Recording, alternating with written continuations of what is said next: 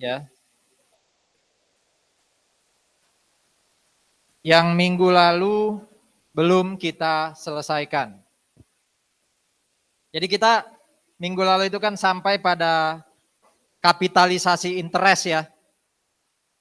Bagaimana caranya kita mengakui bagian dari interest untuk jadi aset. Itu kapitalisasi interest. Nah, kita lanjut sekarang ke pembahasan ini. Saudara-saudara, yang kita bahas minggu lalu itu paling tidak ada dua.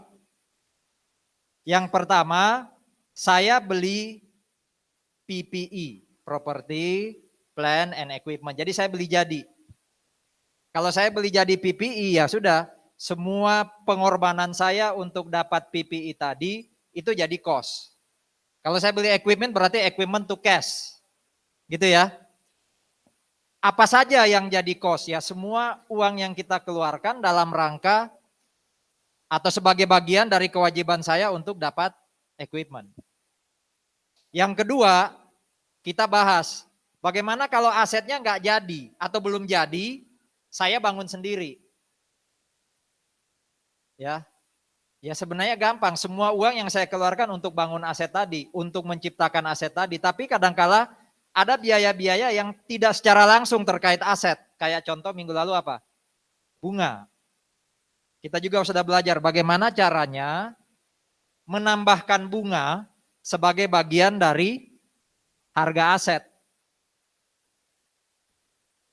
Nah, yang akan kita bahas saat ini adalah bagaimana kalau asetnya tidak dibeli atau tidak diciptakan sendiri.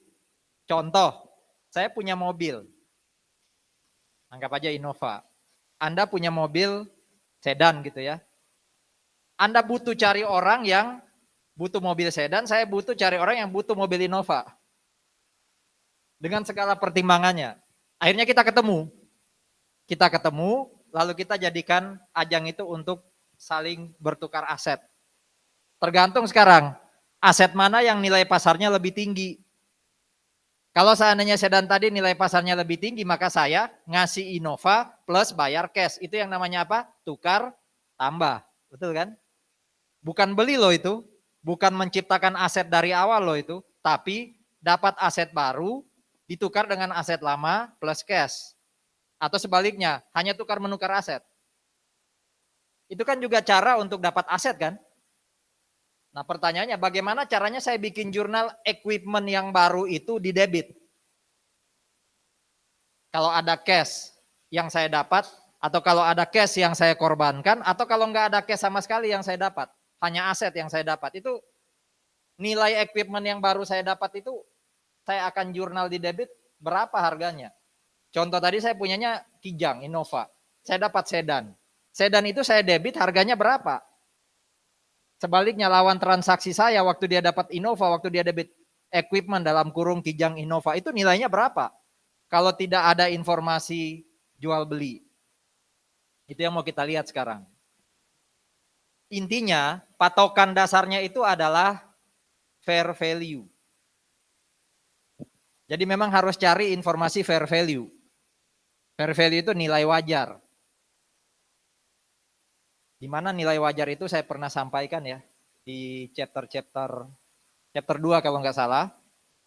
Nilai wajar itu ada 3 level. Yang paling tinggi itu nilai wajarnya saham. Kenapa? Karena fair value-nya saham itu ada website, ada tempat untuk bisa dapat informasi berapa sih harga saham hari ini atau detik ini. Itu kan kita bisa cari ya informasinya tertulis.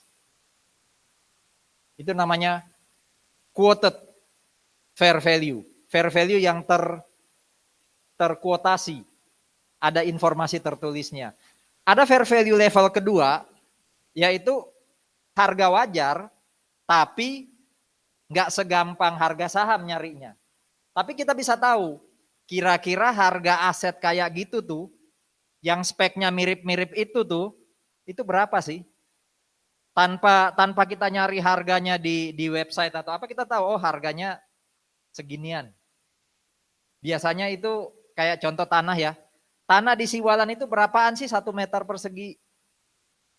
Itu nggak pernah ada website resminya yang nulis harga tanah di wilayah Siwalan-Kerto dekat UK Petra sekian per meter persegi, nggak ada. Tapi tahu aja kita infonya. Nah itu level kedua, itu yang disebut market value. Harga pasar atau nilai pasar. Jadi market value itu tidak otomatis sama kayak fair value loh ya. Market value itu harganya aset tapi dia level kedua fair value-nya. Yang paling tinggi masih fair value-nya saham. Berapa sih harga telur atau minyak goreng sekarang? Ya, tahu lah kita, ya mungkin tahu ya. Tapi kita nggak bisa dapat infonya resmi kayak harga saham. Nah itu market value. Level ketiga adalah fair value aset, tapi tidak tertulis dan kita nggak dengan gampang dapat infonya. Biasanya kita harus bikin atau hitung pakai rumus tertentu. Contoh, berapa nilai atau harga jual obligasi bonds. Kita pernah belajar itu di chapter 6. Ngitungnya pakai apa? Present value. Itu kan rumus. Itu fair value, tapi level ketiga dia. Karena tidak tertulis dengan jelas.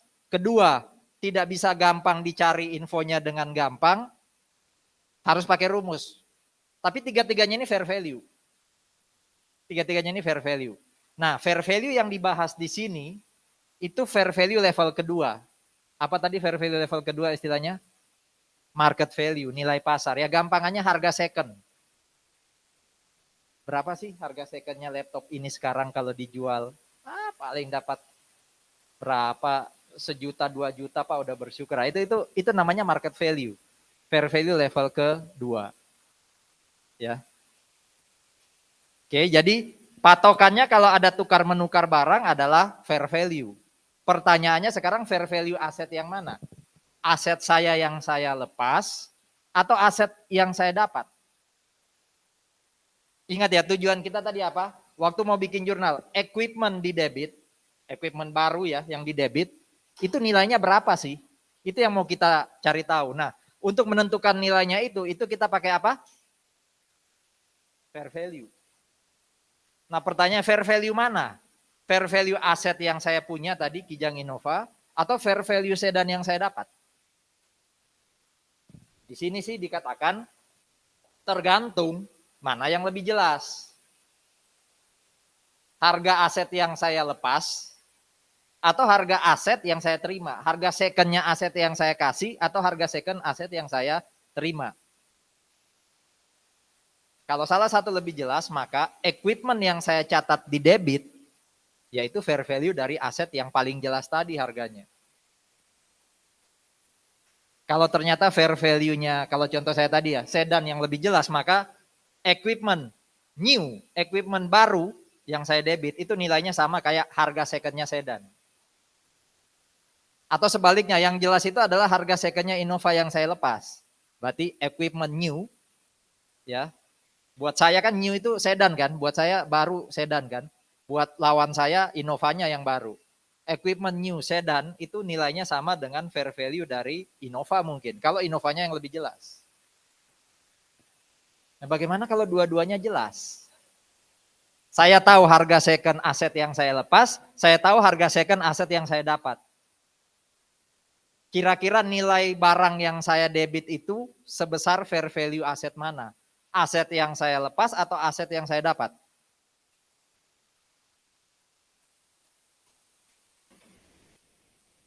Yang mana? Kalau dua-duanya jelas. Kan di atas bilang mana yang lebih jelas.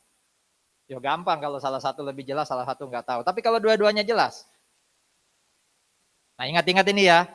Sama sih prinsipnya kayak kita beli aset tadi. Kita beli aset, nilai aset yang kita dapat itu kan sebesar pengorbanan kita, betul ya? Saya beli mobil baru, keluar uang 200 juta.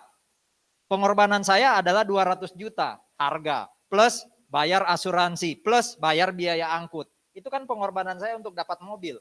Berarti mobil yang saya debit nanti nilainya sebesar semua pengorbanan saya untuk dapat mobil tadi. Berarti kalau saya mau dapat sedan tadi, apa pengorbanan saya? Kijang Innova. Berarti kalau dua-duanya jelas, nilai sedan yang saya debit itu sebesar fair value-nya pengorbanan saya. Apa pengorbanan saya tadi? Kijang Innova, aset lama saya. Ingat ya, kalau dua-duanya jelas, maka yang jadi patokan untuk saya debit itu adalah fair value dari aset yang saya korbankan. Berarti sebaliknya, teman saya tadi yang punya sedan, dia kan dapat Innova sekarang.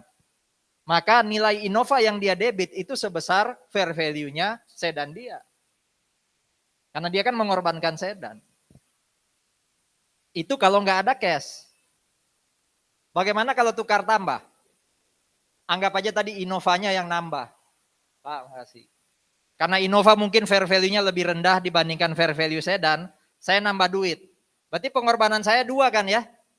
Pengorbanan pertama, terpaksa melepas mobil saya Innova. Kedua, terpaksa melepas cash. Berarti pengorbanan saya total, fair value-nya Innova plus cash.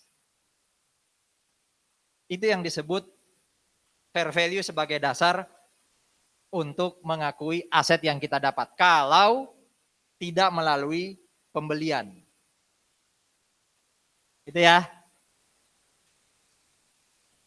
Nah ini beberapa aplikasinya. Pertama,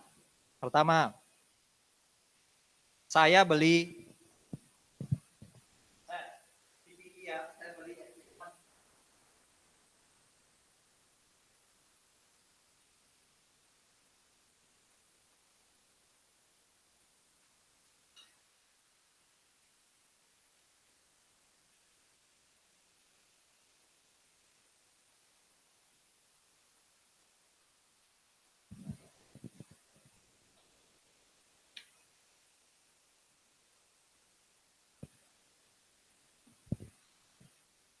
equipment,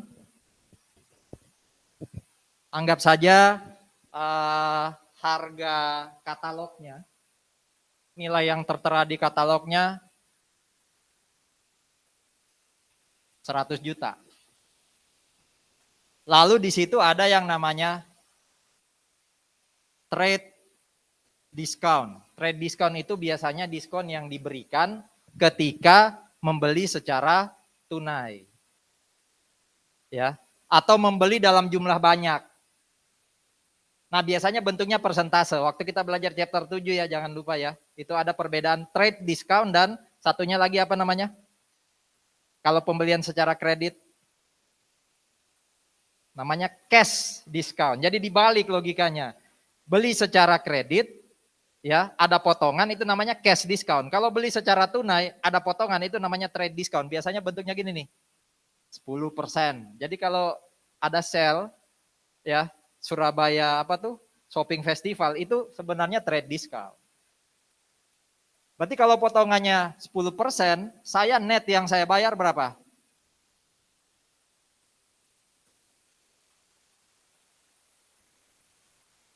Berarti nanti equipment to cash berapa? Itu. Ya. Itu kalau trade discount. Bagaimana kalau cash discount? Cash discount itu biasanya apa tadi? Pembelian secara kredit. Bentuknya kayak apa biasanya? Kalau cash discount itu tagline-nya atau semboyannya atau cara nulisnya.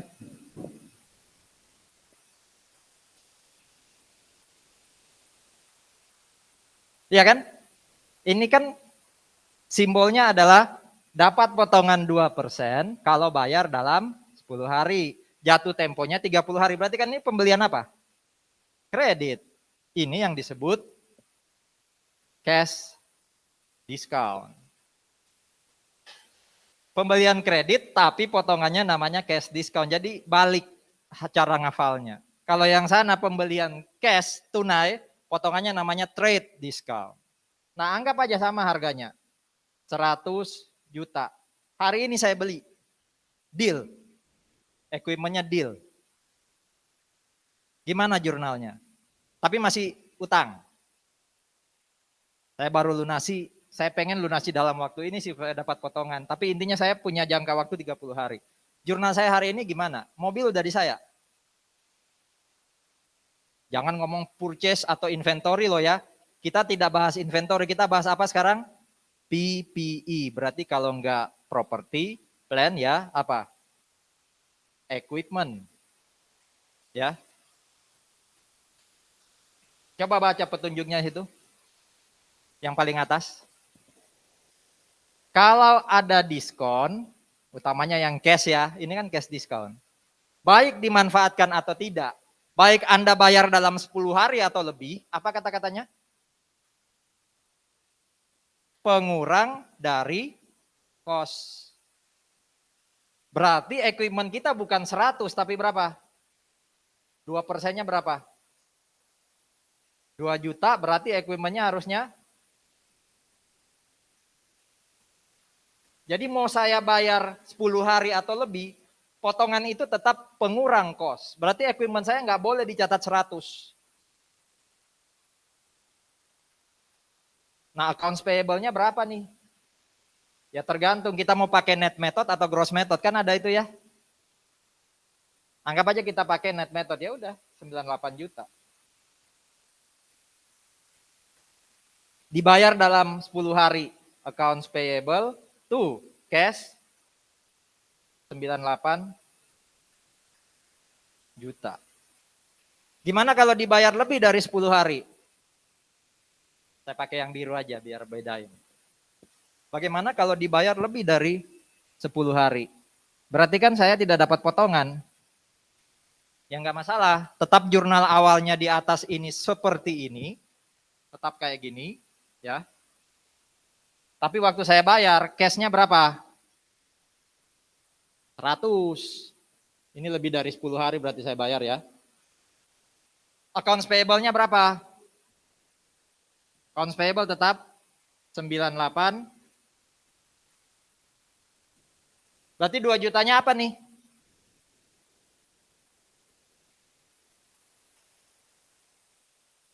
Dua jutanya apa tuh? Kita keluar 100 tapi hanya dapat aset yang nilainya lebih kurang dari 100. Berarti itu apa? Loss. Apa nama akun loss-nya itu? Masih ingat? Nanti dicek di chapter 7 ya. Ini yang pasti loss. Purchase discount forfeited. Ya, atau loss on purchase discount, intinya ini loss. Kita loss karena kita bayarnya di luar 10 hari. Jadi mau kita bayar dalam 10 hari atau lebih, tetap nilai aset kita setelah dikurangi potongan. Kalau ini jelas dong, uang ini pembelian tunai, ya pasti langsung dikurangin. Yang masalah itu kalau cash discount.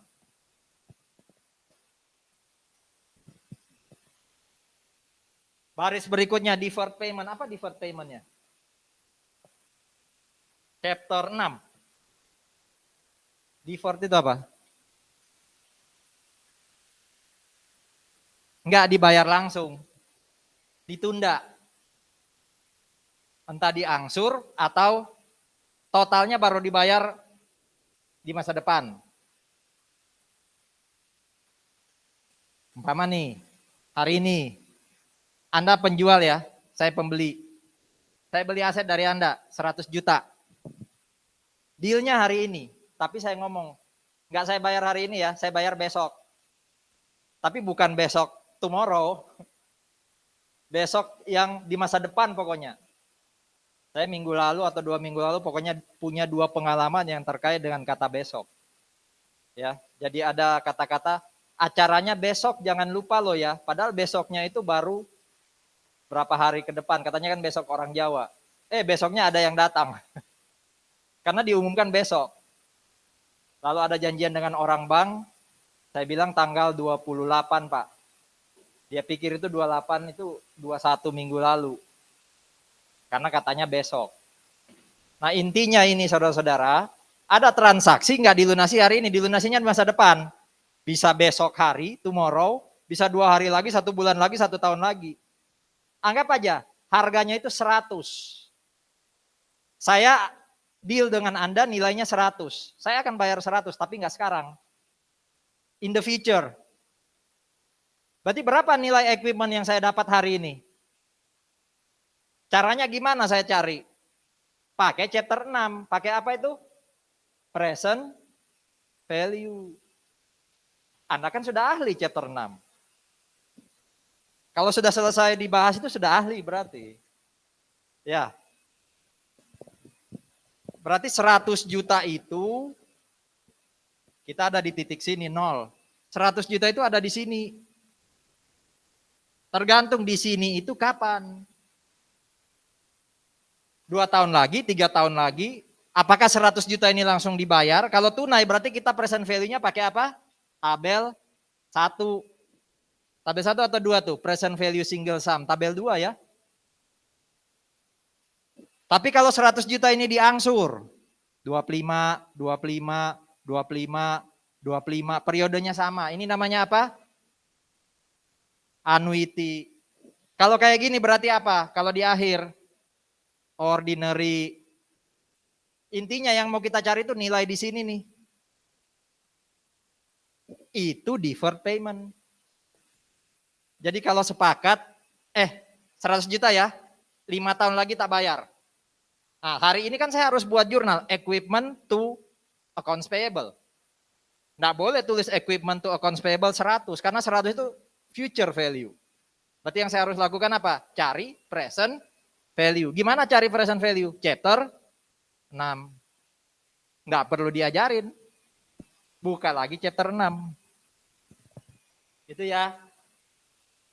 Tapi ingat kata kuncinya di situ apa? Berarti lebih dari 1 tahun. Kalau Anda beli equipment 12 atau 11 bulan lah, nggak perlu cari present value. Janjiannya 100 ya udah equipment to accounts payable 100. Karena itu short term credit. Oke? Ini masih ingat nggak? Lamsam itu maksudnya gimana? Yang teknik tawar di pasar atom, ada 3 barang, satu harganya 100. Yang kedua harganya 200, yang ketiga 300. Saya bilang, wis tak ambil 3-3-nya tapi tak bayar 500. Saya kan harus buat jurnal. Equipment 1, equipment 2, equipment 3, cash, berapa cashnya? 500. Berapa nilai equipment 1? Bukan 100, tapi 100 per berapa nih? 600 dikali 500, ya kan? Yang kedua berarti 2/6 dikali 500. Yang ketiga 3/6 dikali itu lamsam. Jadi kita cari proporsionalnya. Pernah juga kan bahas lamsam price waktu inventory kalau nggak salah.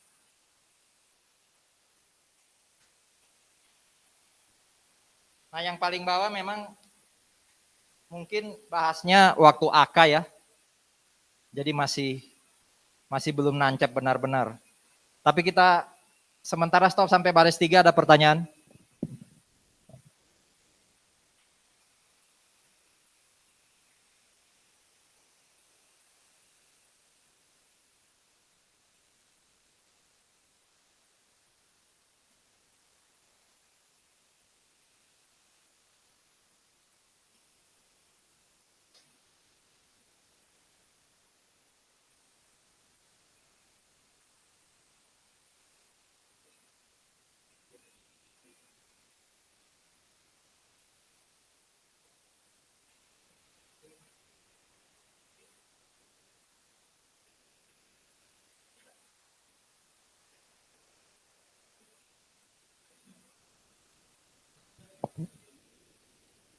Yang baris keempat. Saya itu nggak punya duit. Kalaupun punya duit terbatas. Tapi ada tanah menarik nih. Sayang sekali harganya 100 juta. cash saya cukup, cuma kalau saya pakai, kebutuhan lain dikorbankan. Udah deh, saya pakai cara lain. Saya beli tanah, tapi tidak dengan bayar cash, melainkan apa? Saya kasih saham. Saya terbitkan saham perusahaan saya, Anda ambil, dengan saya ngasih saham, Anda jadi pemilik saya. Iya kan? Kan Anda kalau dapat saham saya, Anda pemilik saya kan? Nah sekarang pertanyaannya, gimana jurnalnya transaksi ini nih? Baca baik-baik. Yang jadi patokan market value-nya apa? Tanah atau saham? Apa sih yang saya korbankan untuk dapat tanah? Saham. Market value shares merupakan ukuran wajar. Berarti land yang saya debit nilainya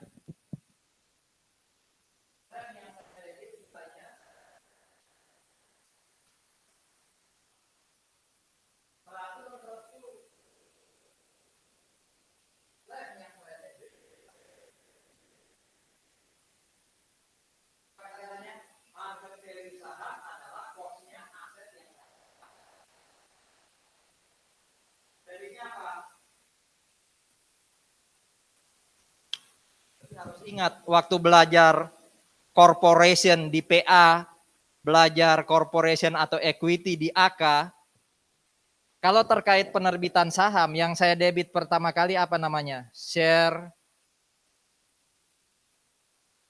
capital. Share capital, ya kan? Modal saham. Kalau itu saham biasa, ini di strip apa? Ordinary. Masih ingat nggak share capital itu dikredit sebesar apa? Apa bedanya par dan fair value? Apa itu par value? Apa bedanya dengan harga yang bawah? Dua-duanya harga jual. Ini harga jual awal, ini harga jual akhir. Ini apa? Waktu IPO, waktu terbitkan pertama. Bukan. Gampangannya, ini harga dari saham yang tertera di lembar saham. Karena bisa jadi terteranya 90, di IPO 100. Saking larisnya perusahaan itu. Jadi ini yang tertera di saham. Nah ingat baik-baik ya, pernah dapat di PA dan AK. Share capital ordinary selalu sebesar par value. Berarti ini berapa? Masih ada berapa selisihnya? Ini disebut apa? Ketika harga saham di pasar lebih tinggi dari par value-nya, kita dapat dalam tanda kutip gain. Apa nama istilah gain untuk penerbitan saham? Share premium. Ordinary 20. Itu ya. Pak, kalau ternyata lebih rendah, nilai pasarnya ternyata 80 ya, share premiumnya di debit. Jadi itu kayak loss, tapi jarang itu terjadi. Oke, semua yang ada 4 ini sudah dibahas. Ada pertanyaan? Jadi lihat fair value mana yang jelas itu yang jadi patokan untuk kita mendebit equipment atau aset tetap yang kita dapat.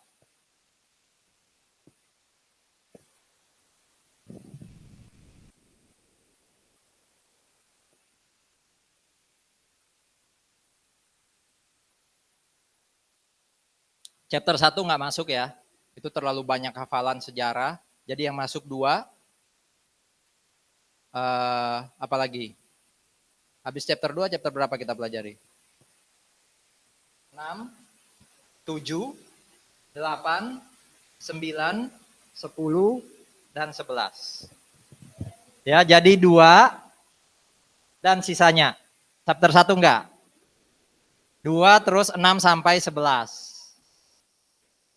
Soalnya multiple choice. Nanti saya tanya kelas 1-nya. Ya, yang pasti 50 soal.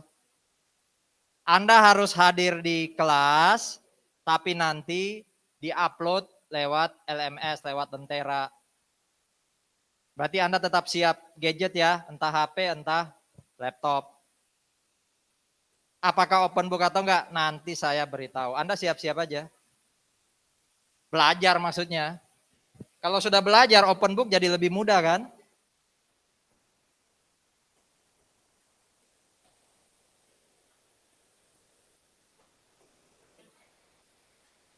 Oke. Kita lanjut ke pembahasan lain terkait PPE. Kita lihat. Ini yang saya sebutkan tadi. Jadi ini semua kan sebenarnya pembelian barang, pembelian equipment, tapi tidak murni cash keluar kan?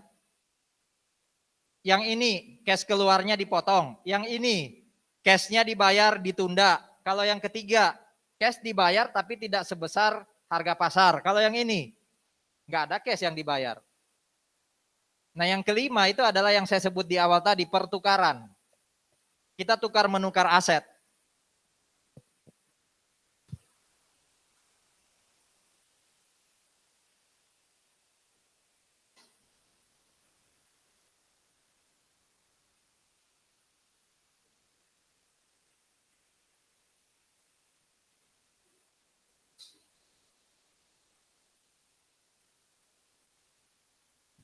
Saya perlu jelaskan sedikit, walaupun tidak usah terlalu dipusingkan ya. Apa itu aset non moneter? Gampangannya aset non moneter itu adalah aset yang waktu dibeli, aset yang ketika kita beli hari ini, itu nilainya nanti waktu kita mau bikin laporan keuangan, bisa saja berubah. Hari ini saya beli tanah 100 juta. 31 Desember mau bikin laporan keuangan, nilainya bisa lebih tinggi atau lebih rendah, umumnya naik, ya kan? Nah itu non moneter, itu namanya aset non moneter. Tapi kalau aset itu saya dapat 100 juta, akhir tahun nilainya tetap 100 juta, itu namanya moneter. Contoh receivable. Receivable itu dengan cara apa? Saya jual barang. Ya kan? Saya jual barang belum dilunasi, berarti kan AR to sales. Ya sudah, Anda harus lunasinya sebesar AR itu kan, berarti nilainya itu nggak akan berubah di akhir tahun. Berarti AR itu, accounts receivable itu apa? Aset moneter. Sementara yang disebut non moneter ini adalah yang tadi, saya beli nilainya X, akhir tahun bisa jadi Y, bisa jadi Z. Bisa lebih tinggi, bisa lebih rendah. Itu aset non moneter. Nah sekarang yang mau kita bahas, bagaimana kalau aset non moneter itu dipertukarkan? Bisa ada cash, namanya tukar tambah, bisa nggak ada cash. Itu yang mirip kayak dulu disebut apa? Barter ya. Intinya adalah apa? Fair value aset yang kita lepas. Kalau fair value aset kita lepas tidak ada, tidak jelas, pakai fair value aset yang kita dapat. Kalau dua-duanya ada ya pakai yang kita lepas. Ya. Pak, bagaimana kalau dari tukar menukar tadi ada gain, ada loss? Baca teorinya di sini. Nilai aset saya itu, kalau saya jual ke orang, saya dapat 100 Pak. Tapi saya dapat aset Bapak, di pasar itu nilai aset Bapak itu lebih rendah dari 100. Dan Bapak nggak nambah cash, berarti saya dalam tanda kutip loss. Atau sebaliknya, saya dapat aset nilainya lebih tinggi dari 100. Berarti kan dalam tanda kutip saya gain. Apakah gain dan loss diakui? Di situ dikatakan apa? Iya. Selama ada commercial substance. Di soal akan diberitahu ya, ada commercial substance atau enggak. Kalau di soal enggak ada informasi itu, asumsinya ada. Saya ulangi ya, di soal nanti akan given, diketahui. Oh, pertukaran ini ada commercial substance atau tidak ada. Tapi kalau di soal tidak disebutkan itu asumsinya ada commercial substance. Nah apa itu commercial substance? Gampangannya gini nih. Tadi kan saya katakan ada dua aset yang beda banget tuh. Kalau sama-sama laptop, speknya sama, itu bisa dibilang tidak ada commercial substance. Tapi kalau dua aset yang benar-benar beda, Itu bisa jadi ada commercial substance. Maksudnya gini, saya punya aset A, tadi apa? Innova. Kalau Innova ini tetap saya pegang, maka cash yang bisa saya dapat dari Innova ini, entah saya pakai untuk sewa menyewa, entah saya jual, itu 100. Asumsi ya, saya punya equipment nilainya 100. Bisa saya jual dapat 100, bisa saya sewakan, saya kumpulkan duitnya dapat 100. Saya tukar dapat aset baru. Aset baru itu ternyata nilainya 110. Berarti kan ada bedanya ya, antara aset lama saya dengan aset baru. Kalau ada perbedaan cash yang saya dapat dari aset baru, maka tukar menukar itu disebut apa? Punya commercial substance. Ada nilai komersialnya di situ. Karena cash yang saya dapat dari aset lama beda dengan cash yang saya dapat dari aset baru. Termasuk kalau tadi aset saya nilainya 100. Saya lepas, saya dapat aset baru. Nilainya cuma 80. Beda nilainya kan? Berarti tukar menukar itu apa? Ada commercial substance. Itu definisinya, tapi sekali lagi nggak perlu pusing karena di soal bisa jadi informasi itu given, diberitahu. Kalau nggak diberitahu berarti ada. Ya intinya gini, kalau tukar menukar tapi tidak ada perubahan cash yang bisa saya dapat, berarti kan sebenarnya nggak ada bedanya tuh. Saya pegang aset lama sama dapat aset baru nggak ada bedanya. Berarti tidak ada commercial substance. Berarti kalau ada commercial substance, mau gain mau loss, dua-duanya diakui.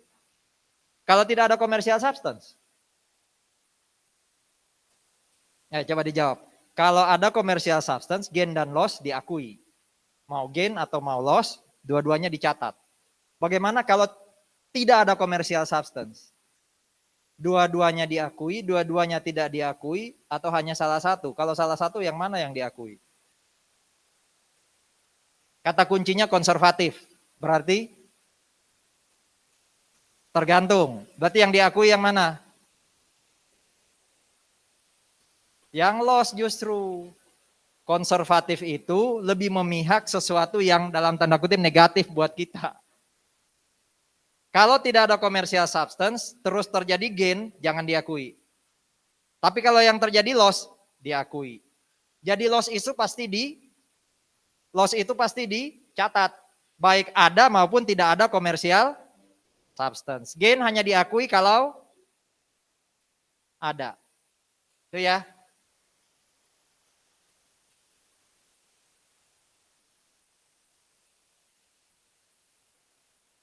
Kalau pertukaran punya commercial substance, akui dua-duanya. Kalau tidak ada, maka gains-nya tidak diakui, loss diakui. Berarti loss diakui di komersial maupun non-komersial substance. Kalau Amerika kayak gini, US GAAP itu kayak gini. Ini IFRS. Ini IFRS ya. US GAAP kayak gini. Kita hanya diketahui aja nih US GAAP. Nggak usah dihafalin. Intinya yang ini yang kita hafalin. Tapi mirip-mirip sebenarnya. Ya. Jadi kalau ada loss, segera akui. Mau ada komersial atau tidak ada komersial substance. Kalau ada gain, hanya komersial substance yang diakui. Coba lihat kasusnya.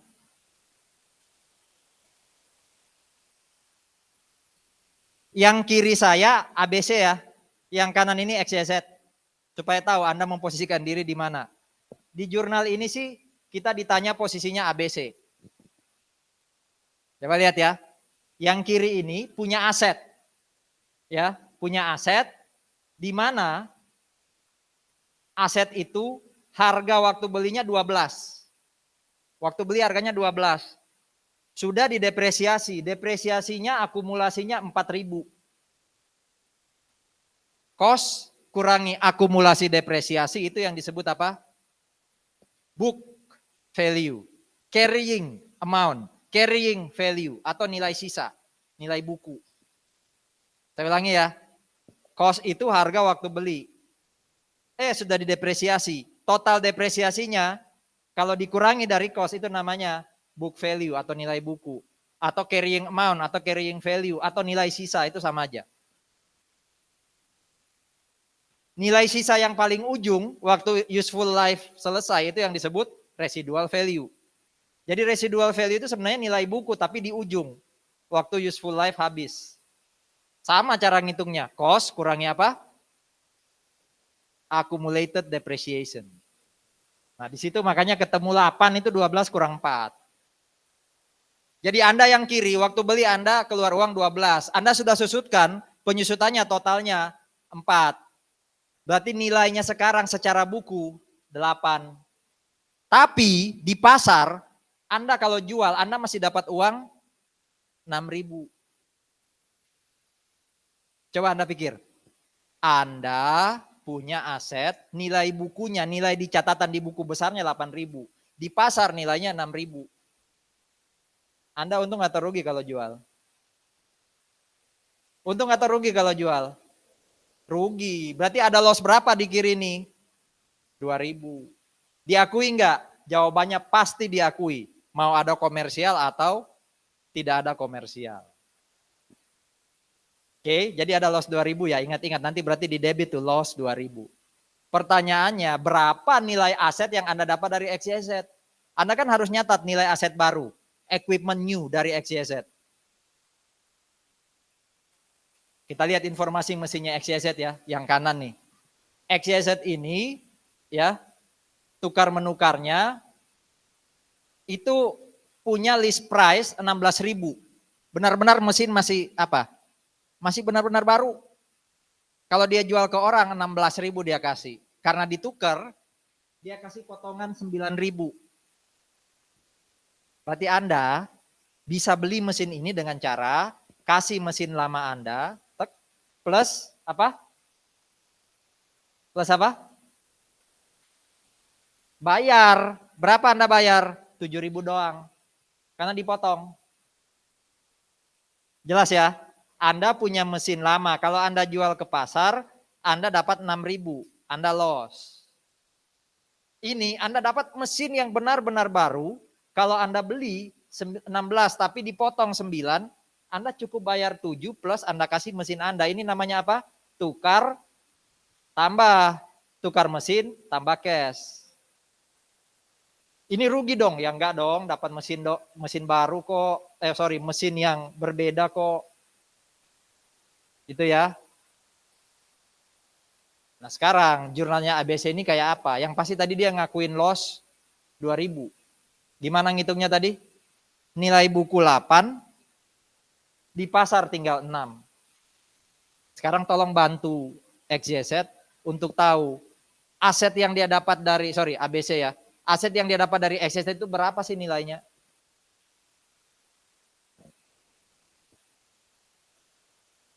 Gimana tadi? Apa itu? Berarti nilai aset barunya ABC itu adalah sebesar 8 itu bukan fair value loh. Ini kata-katanya apa?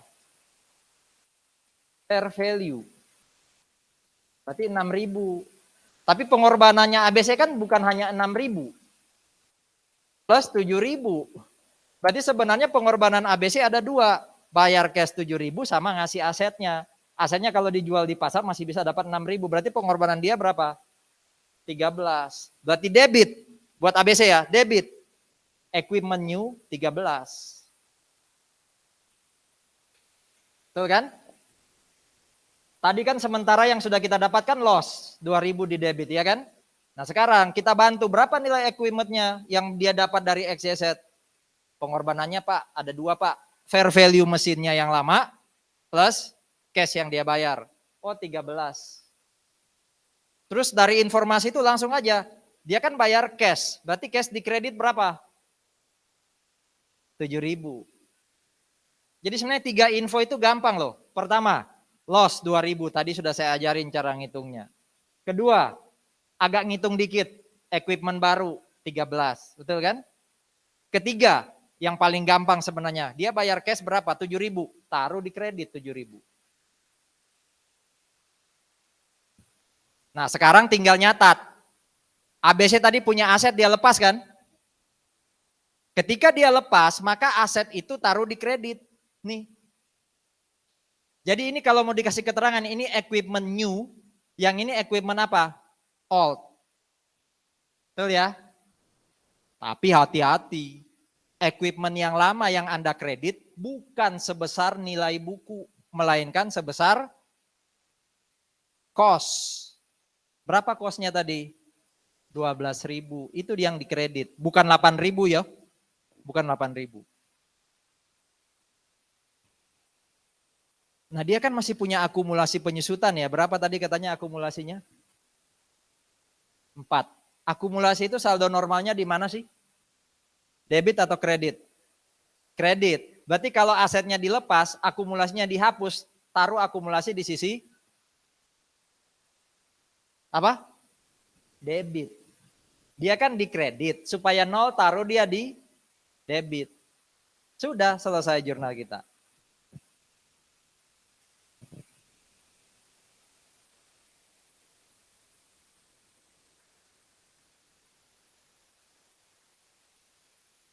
Ada pertanyaan?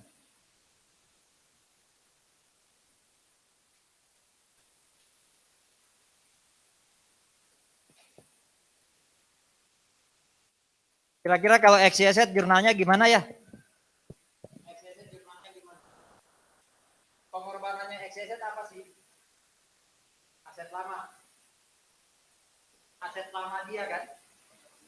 Ya, buat dia baru. Tapi kan itu memang masih baru. Tapi itu dalam tanda kutip aset dia yang lama kan? Justru dia dapat dari ABC itu buat dia baru.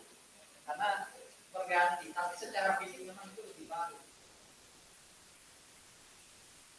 Yang paling gampang adalah taruh di debit dulu cash. Dia dapat debit cash berapa?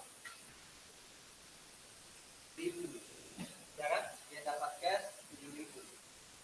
Ya. Terus trade in allowance ini cash discount atau trade discount?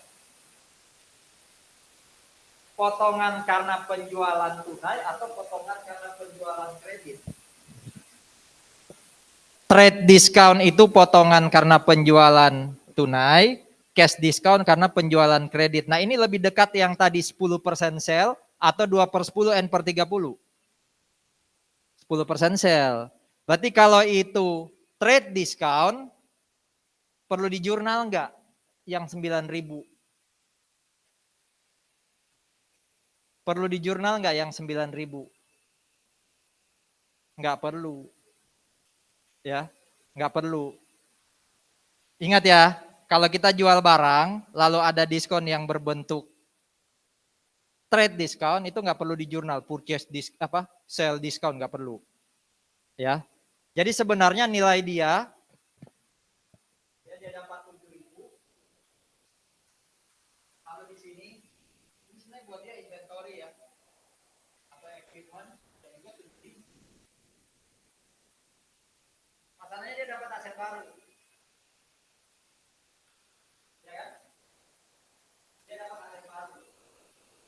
Aset baru ini ya nilainya di katalog itu berapa?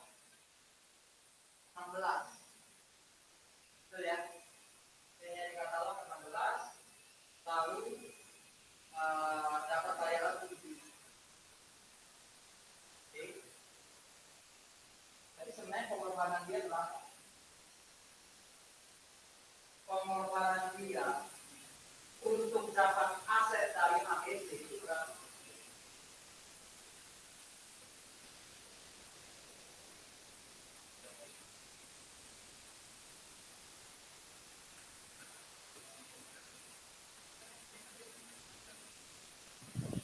Coba di logika. Kalau ini dia tidak tukarkan, berapa dia dapat duit? 16. Berarti dia mengorbankan 16.000 loh. Cuma apakah pengorbanan dia 16.000?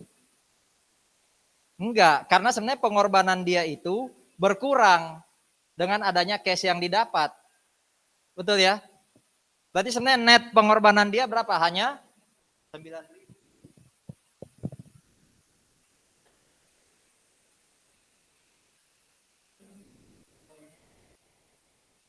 agreement-nya 16 tadi, yang lama ya, ini kasih kode off.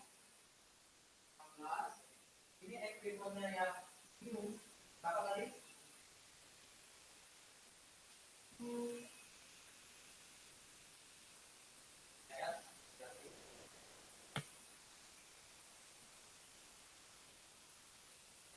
Ya itu jurnal dia, tidak ada gain or loss.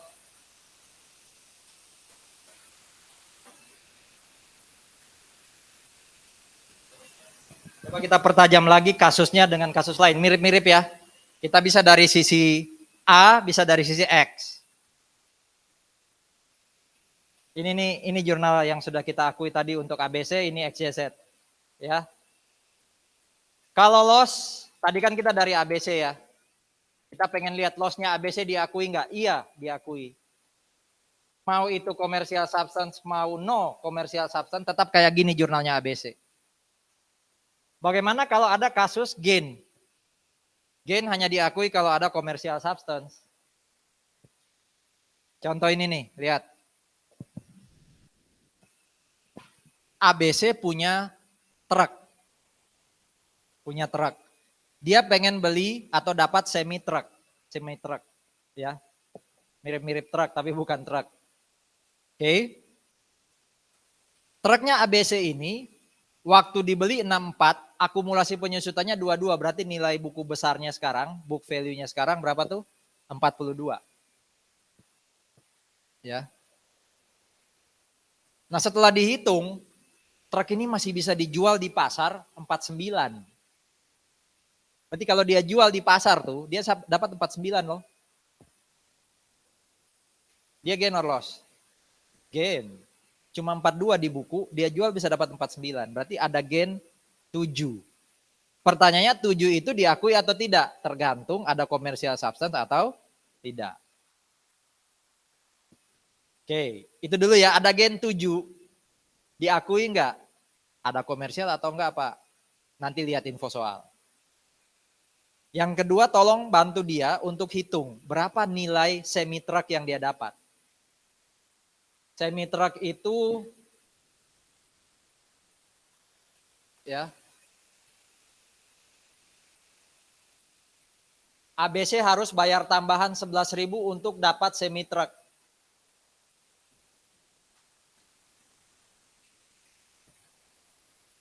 Berarti dia harus kasih truk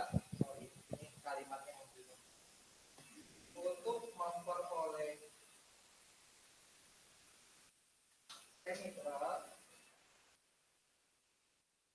ABC harus membayar tambahan cash 11.000.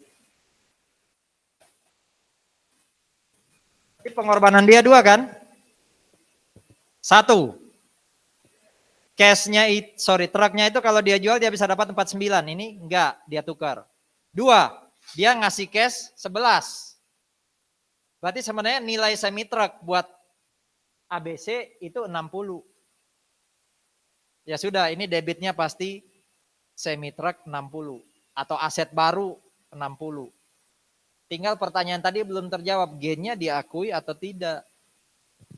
Nah, kalau di sini apa? Ini betul ya, gainnya 7.000 ya. Kalau di sini diasumsikan ada commercial substance, maka gainnya diakui. Gain itu saldo normal di kredit. Ya sudah, taruh gain di kredit. Tadi kita dapat semi truck berapa nilai yang kita hitung? 60, taruh itu di debit. Plus tadi ada informasi kita terpaksa bayar tambahan cash berapa? 11, taruh itu di kredit. Nah, jurnal lain adalah mengakui truk yang dilepas, betul ya? Truk yang dilepas itu kosnya berapa tadi katanya? 64, taruh di kredit. Akumulasinya masih ada di kredit sebesar 22. Hapus itu, berarti taruh di debit berapa? 22. Udah, ini jurnalnya. Bagaimana kalau kasusnya diganti? Tidak ada commercial substance. Kita tahu ada gain 7. Tapi ada informasi tidak ada commercial substance. Tadi gimana teorinya? Tidak boleh dicatat. Berarti ini dihapus dong nanti G-nya. Yang lain tetap, G-nya dihapus. Lah, nggak balance. Betul ya? Sebelum lebih jauh, ini jurnal kalau apa? Ada commercial substance. Kalau nggak ada commercial substance, berarti G-nya nggak diakui, dengan kata lain tidak dicatat. Tapi kalau nggak dicatat, kreditnya ada 75, debitnya ada 82. Berarti debit harus dikurangi. Secara teknis, secara matematika, yang paling masuk akal untuk dikurangi yang mana? Nilai semi-trucknya atau akumulasinya? Akumulasi nggak mungkin kita kurangi ya. Jadi nilai aset barunya yang berkurang. Nilai aset barunya bukan 60 tapi hanya 53. Ini jurnalnya kalau tidak ada commercial substance. Berarti G-nya dihapus, cost dari aset barunya berkurang sebesar gain yang dihapus. Ada pertanyaan?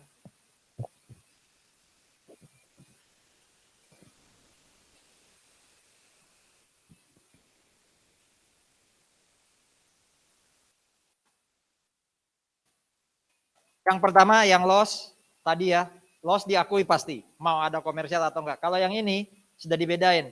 Kalau komersial substance, ini nih jurnalnya ada gain. Kalau nggak ada komersial substance, gainnya dihapus, berarti cost of new assetnya yang semi truck berkurang.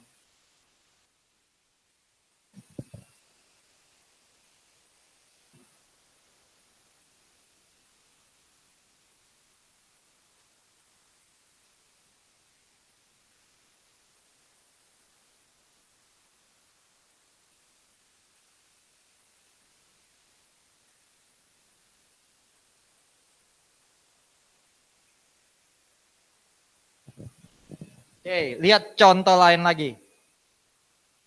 S dan D. S ini punya equipment bekas, ya, punya equipment bekas, mau ditukar untuk dapat equipment baru dari D, dari Delaware. Tapi S ini waktu nukar equipment bekasnya dia juga nambah 2000 ke D. Cost-nya equipment-nya S itu 28, akumulasinya 19. Berarti S ini gain or loss? Kok tahu loss? S itu, Santana itu gain or loss? Gimana tadi cara cari tahu gain or loss?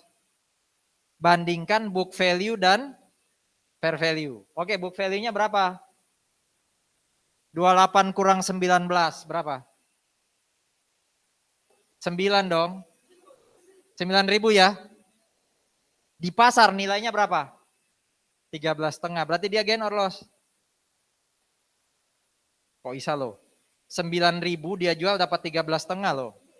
Gain. Gainnya berapa? 4,5. Oke. Pertama itu ya, ada gain 4,5. Diakui atau enggak? Tergantung. Kedua, tolong hitungin dong cost of new asset untuk S. Pengorbanan dia adalah truk lama dia, yang kalau dia jual di pasar bisa dapat 13,5. Tapi pengorbanan kedua dia adalah bayar cash 2.000. Berarti pengorbanan dia berapa? 15,5. Ya sudah, berarti cost of new assetnya 15,5. Ya kan?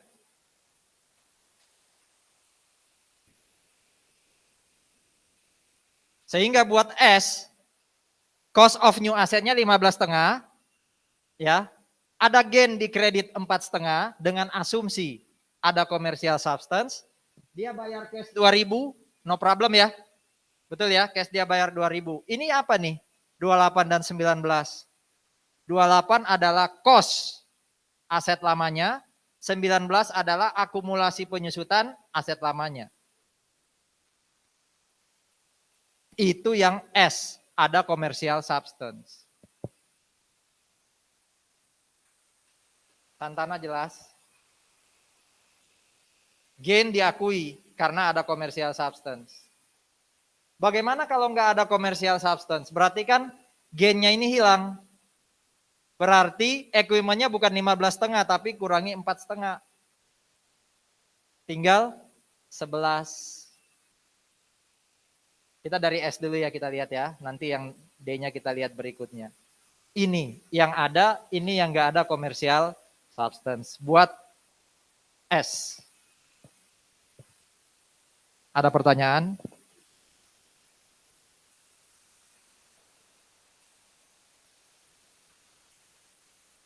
Oke. Bagaimana kalau D?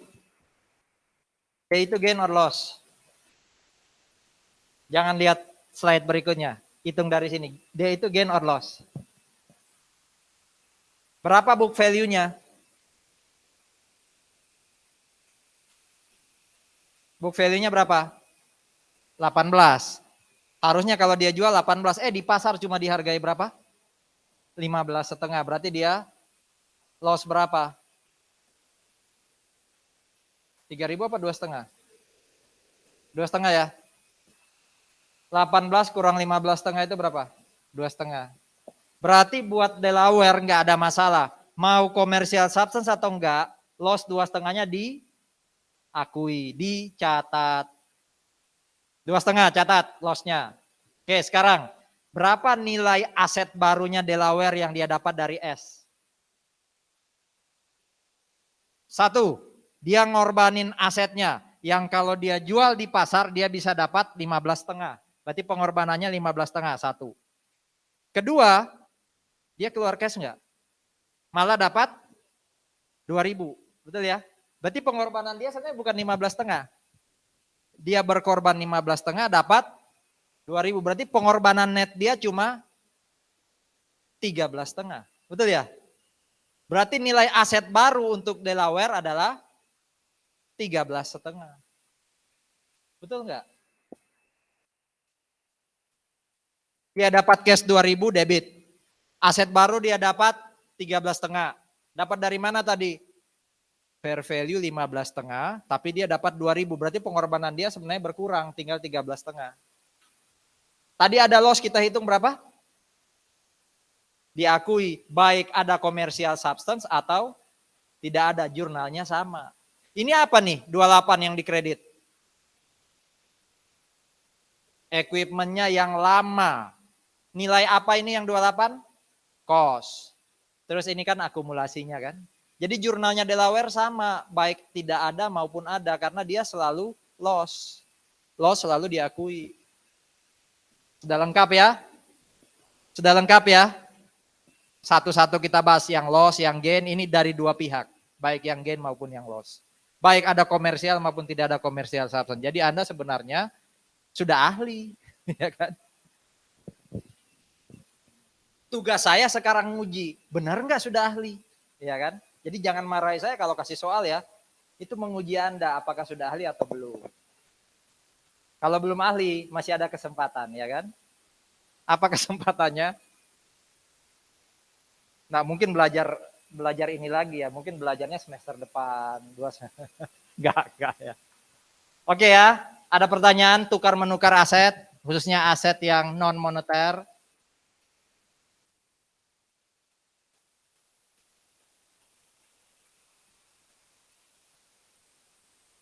Ini topik baru lagi, tetap terkait PPI, tapi ini bukan beli, bukan bikin sendiri, bukan tukar, tapi kita dapat hibah itu apa sih? Bantuan ya. Harusnya bayar 10 juta, dibantu dapat 10 juta. Harusnya beli bus, dapat bus dari Maya Padawa. Itu kan berarti hibah tuh. Belum tahu nih, bus Maya Pada mau tetap ke barat atau ke timur gitu ya. Tapi paling tidak kan kita punya kontribusi untuk Siwalan biar nggak terlalu macet. Ada pengguna bus di sini?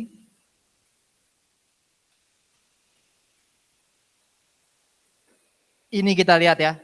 Bagaimana sih Petra nyatat kalau dapat hibah baik dari swasta maupun dari pemerintah? Nah kita lihat di sini. Bantuan yang diterima dalam bentuk hibah, ya, itu harus diakui dalam income statement. Saya ulangi, kalau dapat aset dalam bentuk hibah, maka itu harus diakui dalam income statement juga. Bukan hanya nambah aset di balance sheet atau financial position, tapi di income statement juga harus muncul. Ya, kita lihat. Ada dua cara yang diakui oleh PSAK atau IFRS untuk mengakui kalau kita dapat hibah dari pihak lain. Lihat soalnya. Perusahaan ini mau beli equipment yang harganya 2 juta. Harga equipment itu 2 juta. Tapi dia dapat bantuan dari pemerintah 500.000. Kita punya dua kepentingan untuk akuntansi di sini. Nyatat berapa nilai aset. Kedua, mencatat nilai hibah. Aset masuk di neraca, hibah masuk di income statement. Saya nanya sekarang, nilai aset kita berapa? 2 juta apa 1,5? Atau 2.500.000? Hah? Kalau nggak ada hibah, kita keluar uang 2 juta. Tapi karena ada hibah, keluar dulu 2 juta, diganti 500. Pertanyaan saya, berapa nilai asetnya? 1,5? Bukan 2 juta? Bukan 2,5? Kita lihat. Ada dua cara ya. Pertama adalah ini. 500.000-nya itu dicatat seperti unearned revenue. Pendapatan diterima di muka. Unearned revenue itu masuk di laporan keuangan apa ya? Unearned revenue itu akunnya apa? Akunnya revenue kah? Akunnya aset kah? Akunnya hutang kah? Akunnya equity kah? Hutang ya. Berarti kalau hutang masuk di laporan keuangan apa? Balance sheet ya, financial position ya. Ingat loh ya, unearned revenue itu bukan income statement. Dia bukan revenue, itu hutang. Unearned revenue itu kan kayak gini nih. Saya belum kasih barang, uang sudah saya dapat. Kewajiban belum saya lakukan, saya sudah dapat uang. Itu kan sama aja saya megang duit Anda kan. Itu hutang, tapi namanya unearned revenue. Sama kayak ini. Ya, sama kayak ini. Waktu saya dapat hibah, itu namanya deferred grant revenue. Taruh di kredit, 500.000. Tapi dia bukan revenue. Atau tepatnya belum jadi revenue. Kapan dia jadi revenue? Pelan-pelan. Dengan cara apa? Amortisasi. Diamortisasi atau disusutkan selama apa? Selama useful life. Itu cara pertama. Cara kedua adalah, ini yang tadi 1,5 nih. Yang cara kedua itu tim 1,5. Jadi equipmentnya itu dikurangi sebesar subsidi. Kalau yang atas, equipmentnya nggak berkurang. Berarti equipmentnya berapa yang atas? 2 juta. Berarti penyusutan per tahunnya berapa yang atas? Kalau pakai garis lurus, 2 juta langsung dibagi 5. Tapi yang bawah nilainya 2 juta kurang 5, 1,5. 1,5 dibagi 5 penyusutannya per tahun. Ini cara yang tim atas ya. Tim atas itu berarti equipmentnya tidak berkurang. Ya, saya dapat cash dari pemerintah, itu saya akui sebagai revenue hibah yang ditangguhkan atau deferred grant revenue. Ini masuk ke hutang, masuk ke liability di statement of financial position yang ini. Terus saya beli equipment, ya udah seperti biasa, equipment to cash 2 juta. Tapi dalam dealnya sebenarnya cash yang saya korbankan hanya 1,5 ya. Karena saya dapat dari Anda, dari pemerintah 500. Cash saya sendiri hanya 1,5, tapi equipmentnya tetap 2 juta. Setiap akhir tahun, selama 5 tahun, saya susutkan. Berarti 2 juta saya bagi 5 berapa? Per tahun, selama 5 tahun. Yang ini pelan-pelan jadi revenue. Berarti 500-nya dibagi 5. Per tahun jadi revenue-nya berapa? 100. Ini sudah revenue. Berarti ini masuk mana? Ini masuk laporan apa? Halo? Grand revenue ini masuk laporan keuangan apa? Income statement. Tapi pelan-pelan per tahun dia. 100 tahun ini, 100 tahun depan, sampai 5 tahun. Ada pertanyaan? Saya twist dikit. Saya yang nanya, saya twist dikit. Berapa nilai buku aset di akhir tahun ke-1? Gampang banget pertanyaannya. Anda jangan mikir terlalu. Berapa nilai buku equipment di akhir tahun pertama? 2 juta jawabnya, yang lain. Berapa nilai buku aset di akhir tahun pertama? Ingat, nilai buku itu cost kurangi accumulated. Berapa accumulated akhir tahun pertama? 400, berarti 2 juta kurang 400. Jangan hilang itu ya. Logika nilai buku tadi. Mentang-mentang pindah topik. Oke. Seandainya tidak ada revenue lain dan expense lain. Tahun pertama saya gain or loss. Saya profit atau loss tahun pertama. Dan berapa? Seandainya nggak ada pendapatan lain. Tidak ada expense lain. Tahun pertama saya loss atau profit? Loss atau profit tahun pertama? Atau tiap tahun? Loss, kenapa? Revenue saya cuma 100, tapi expense saya 400, ya kan? Kalau tidak ada biaya lain-lain, tidak ada revenue lain-lain. Ini tim 1. Coba lihat tim 2. Ya, ini yang saya tanya tadi, 2 juta kurang 400. Tahun pertama dia di income statement-nya negatif 300. Ini tim kedua. Tim kedua tadi ngomongnya gimana? Anda beli equipment 2 juta dibantu 500, equipment-nya langsung berkurang. Jadi kayak tadi ya, cash 500.000, tapi 500.000 di kreditnya bukan deferred grand revenue, melainkan apa?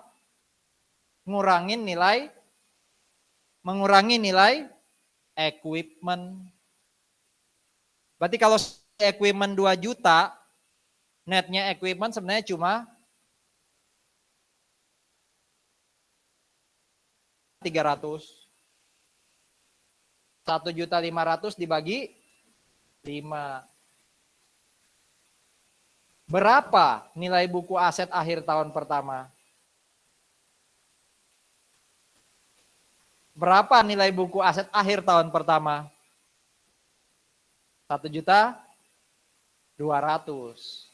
Dari mana? 1,5 kurangi 300. Income statement saya gain or loss? Kalau yang tadi kan loss 300 ya. Kalau yang ini profit or loss income statement saya? Ada revenue enggak? Enggak ada. Hanya ada expense 300. Berarti hasilnya sama-sama loss. Berapa? 300. Mau pakai pendekatan 1 atau pendekatan 2 sama-sama loss 300. Tapi yang beda di nilai buku ya. Ini 1,2, tadi 1,6 atau 1 berapa kalau nggak? 1,6 ya. Oh, akhir tahun kelima nilai bukunya sama-sama berapa? 0. Nggak terlalu masalah ya. Tapi income statement-nya sama-sama rugi 300. Oke. Itu kalau dapat hibah ya, grant. Kalau yang ini, kalau kita nyumbang. Kalau tadi kita dapat hibah, ini kita ngasih hibah. Kita ngasih sumbangan dalam bentuk equipment, dalam bentuk PPE. Coba lihat. Kata-katanya ini nih. Sumbangan berupa aset non-moneter, salah satunya adalah PPI ya, itu diakui sebagai expense sebesar apa? Jadi itu kayak gini nih, harusnya kalau saya jual, saya dapat berapa sih? Ini saya nggak jual, saya malah sumbangkan, berarti itu loss saya. Nah di sini katanya, tanah ini kalau saya jual saya dapat 110. Ya sudah berarti contribution expense saya 110. Kan saya nggak dapat cash. Ini apa 80? Cost. Iya kan? Cost dari tanah. Kenapa nggak ada accumulated depreciation ya? Karena land tidak didepresiasi. Kenapa? Kenapa land nggak didepresiasi? Kenapa land nggak didepresiasi ya? Soalnya apanya nggak berubah? Emang Tuhan Yesus? Kenapa? Nanti dibahas di chapter 11. Nggak bisa langsung dijawab ya. Nah ini dari mana gain? Ingat gain itu atau loss itu selisih antara apa? Fair value dan book value. Ya.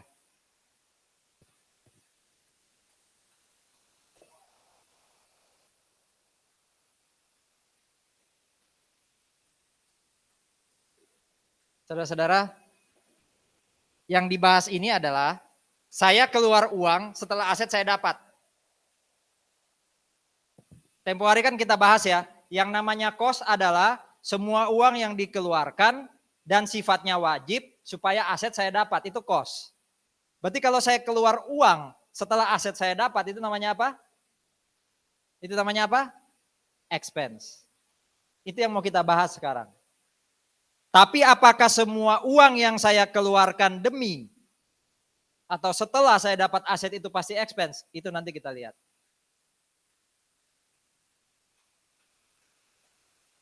Oke, berarti uang yang Anda keluarkan selama belum dapat si pacar, itu jadi nilai aset. Kalau sudah dapat, itu expense.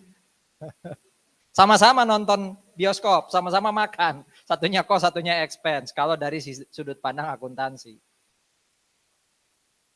Ingat ya, uang yang dikeluarkan sebelum aset kita dapat dan sifatnya wajib itu sudah pasti cost. Uang yang kita keluarkan setelah aset kita dapat itu expense. Tapi apakah betul selalu expense? Nah, di sini diatur seperti yang di slide. Kalau Anda keluar uang setelah aset Anda dapat, bisa jadi cost, bisa jadi cost. Jadi tidak harus expense. Artinya apa? Nilai aset kita jadi lebih bertambah. Tapi syaratnya adalah satu, Anda tahu berapa nilai yang Anda keluarkan untuk aset. Ya gampang lah di soal kelihatan kok keluar cash 1M umpama. Itu berarti reliable. Kita tahu uang yang kita keluarkan. Syarat kedua, karena kata-katanya dan ya. Di masa depan saya bisa dapat return. Apa returnnya? Pengembalian. Jadi dengan keluar uang 1M, saya yakin di masa depan aset tadi bisa balikin duit saya yang 1M. Jadi syaratnya dua, reliable dan probable. Kalau yang nomor satu gampang dipraktek. Wong kita tahu uang yang kita keluarkan kok. Kalau nomor dua, Anda yakin nggak kalau Anda keluarin uang tambahan untuk aset, di masa depan Anda bisa balik duitnya? Di bisnis itu yang namanya insting. Ya kan? Kalau dalam bahasa rohaninya apa itu? Hikmat, iman. Itu ya. Kalau di soal, diketahui, ya kan? Jadi kalau soal ngomong, di masa depan nggak bisa balik, berarti tidak probable. Berarti enggak, artinya kalau di situ dikatakan tidak probable, memenuhi syarat enggak? Berarti jadi apa dong? Expense. Ini syarat untuk diakui jadi cost. Berarti kalau tidak memenuhi syarat, dia jadi expense. Tapi kalau nomor satu ini enggak diketahui, jangankan jadi expense. Di jurnal pun tidak. Iya enggak? Kalau saya nggak tahu uang yang saya keluarkan berapa, terus debit kreditnya saya isi angka berapa dong? Jadi syarat satu ini syarat untuk bisa bikin jurnal. Bisa cost, bisa expense. Syarat dua ini menentukan dia jadi cost atau expense. Kalau syarat satu tidak diketahui, sudah nggak ada jurnal. Gimana cara buat jurnal? Kita nggak tahu angka yang keluar kok. Kalau syarat satu tahu, syarat dua dipenuhi, jadi cost. Nambah equipment. Tapi kalau syarat dua nggak dipenuhi, jadi expense. Paham ya? Nah, di sini dikatakan manfaat ekonomi di masa depan itu bertambah kalau umpama ya, saya keluarkan uang tambahan 1M, useful life-nya nambah. Biasanya mobil ini hanya 8 tahun, tapi saya modif. Dengan saya modif, dia jadi tambah 8 tahun lagi umpama. Oh, berarti jadi cost tuh. Karena probable. Mobil tadi atau mesin tadi biasanya hanya ngasilin 200 unit produk. Saya perbaiki, saya servis, saya turun mesinkan. Akhirnya dia bisa menghasilkan 500, kuantitasnya nambah. Atau kuantitasnya tetap 200 tapi tambah bagus produknya yang bawah nih. Kalau itu terjadi berarti dia jadi cost. Karena memenuhi probable ini, syarat probable. Di soal nggak perlu pusing, diketahui angkanya ada dan ada informasi probable atau tidak probable. Ya, kalau di soal tidak jelas itu probable atau tidak, asumsikan probable. Berarti kita mengasumsikan di masa depan kita bisa dapat return. Berarti jadi apa? Cost.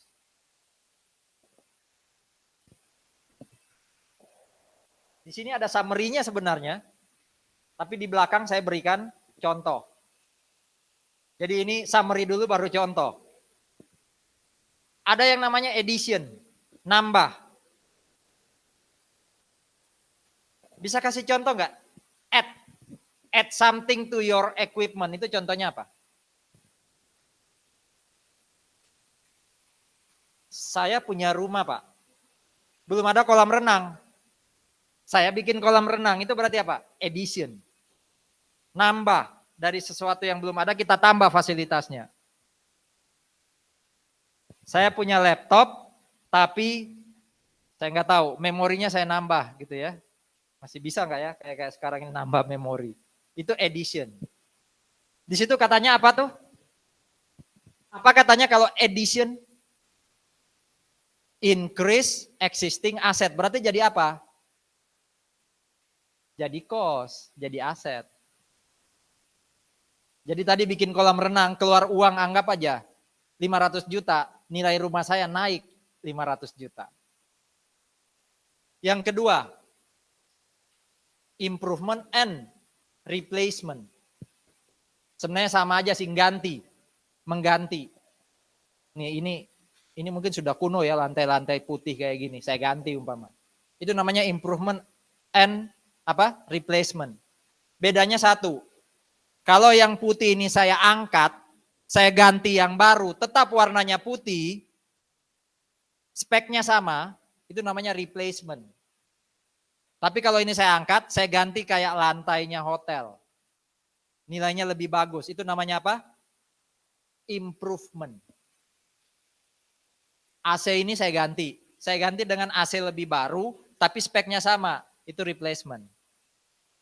Tapi kalau saya ganti dengan tipe yang lebih modern, itu improvement.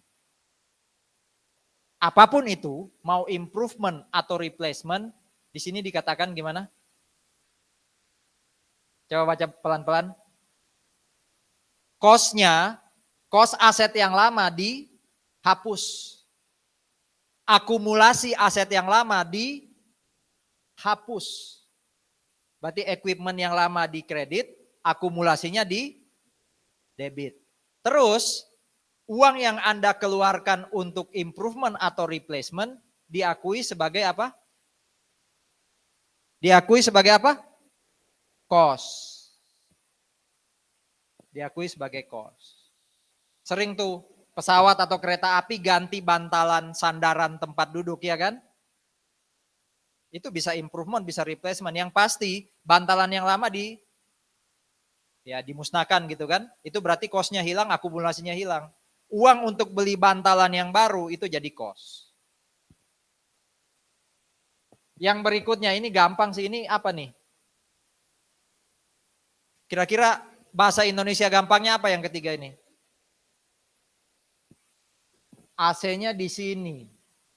Saya kalau ngajar kok kedinginan. Tak pindah ke sana, yang dingin ini gitu ya. Itu mindahin aset. Bagaimana perlakuan akuntansinya? Kalau hanya mindahin aset, bagaimana perlakuan akuntansinya? Apa itu? Expense. Mindahin aset. Ngatur tata ulang aset. Feng shui-nya nggak pas nih. Ditata ulang umpama. Ada biaya untuk ngangkat-ngangkat, minimal kasih konsumsi buat yang ngangkat. Nah itu jadi expense. Yang keempat, perbaikan.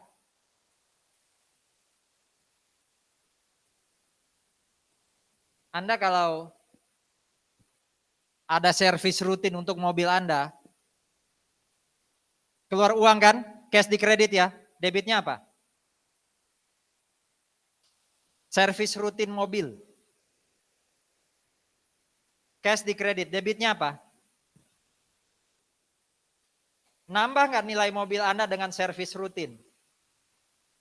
Oh ya? Bukannya itu mengembalikan dia ke titik awal. Ada yang sudah berkurang dikembalikan ke titik awal. Beda dengan modifikasi. Servis rutin itu kan sebenarnya ada yang sudah berkurang dikembaliin lagi. Tapi tidak membuat nilainya naik. Berarti kalau servis rutin itu sifatnya hanya jadi expense. Tapi kalau servis atau repair tadi kayak turun mesin, udah nggak bisa lagi dipakai, dengan saya servis dia jadi lebih bagus, jadi bisa dipakai lagi. Itu jadi kayak apa? Itu jadi kayak improvement and replacement. Berarti cost yang lama hilang, repair yang baru itu jadi cost. Saya ulangi ya, repairs ada dua. Kalau itu minor repairment, dia jadi expense. Kalau major repairment, mirip kayak improvement and replacement. Jadi cost yang lama hilang, akumulasi yang lama hilang, uang untuk repair yang major itu jadi cost. Kita lihat contohnya. Ini apa ini? Modifikasi itu apa ya? Itu bisa improvement and replacement atau nambah ini ya. Nambah. Kalau nambah itu tadi apa? Capitalize. Jadi mobil kita sekarang nilainya naik. Ya, nilainya naik. Jadi bukan expense tapi nama akunnya yang naik. Yang kedua, ini berarti improvement and replacement. Karena ada aset lama, AC, diganti jangan aset baru. Sama-sama AC. Kalau lebih tinggi namanya improvement, lebih rendah namanya replacement. Tadi gimana aturannya? Aset yang lama dihapus. Akumulasinya dihapus. Nilai bukunya jadi loss. Ini nilai pertama, jurnal pertama, menghapus nilai aset lama, menghapus akumulasi aset lama, mengakui nilai buku sebagai loss. Ini cost, ini akumulasi. Aset lama. Terus kan saya kan beli aset baru ya, gantiin aset lama kan, itu jadi equipment new to cash. Berarti uang untuk membayar aset baru itu jadi cost. Aset lama yang hilang itu saya hapus. Kenapa kalau aset lama nggak saya hapus nilainya?